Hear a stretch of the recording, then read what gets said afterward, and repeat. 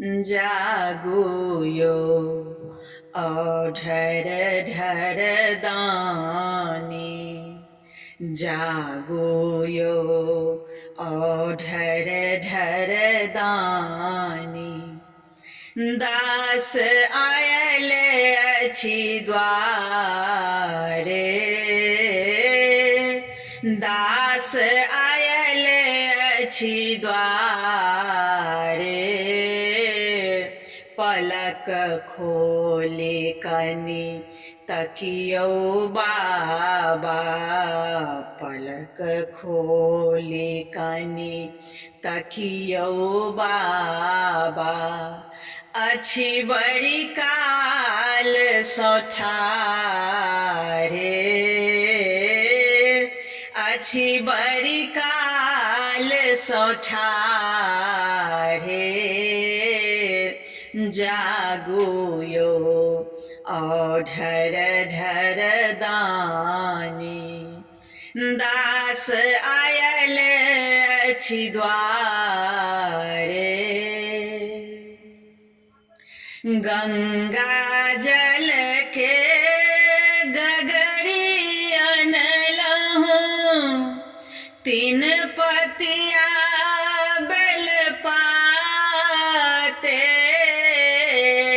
गंगा जल के गगरी अनलहूँ तीन पतिया बेल पाते अहाँक चरण के पूजब शंकर अहाँक चरण के पूजब शंकर जगदम्बा के साथे जागू यो औढर ढर दानी दास आयल अछि द्वारे जागू यो औढर ढर दानी भांग पियायब नित्य पीसिक फेंटब खूब धथूरा भांग पियायब नित्य पीसिक फेंटब खूब धथूरा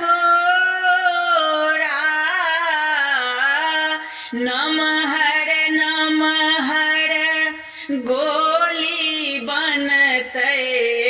नमहर नमहर गोली बनतै घोड़ी पियायब पूरा जागू यो औढर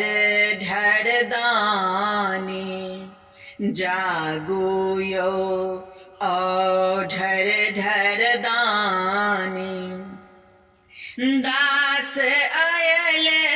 अछि द्वारे जागू यो औढर ढर दानी तीन भुवन के स्वामी अपने दाता नाथ दिगंबर तीन भुवन के स्वामी अपने दाता नाथ दिगंबर मणिकांतो थिक अहेक चाकर मणिकांतो थिक अहेक चाकर उठबू कोर विश्वम्भर जागू यो औढर ढर दानी दास आयल अछि द्वारे पलक खोले कने तकियो बाबा अछि बड़ी काल सठाढ़े जागो यो अढर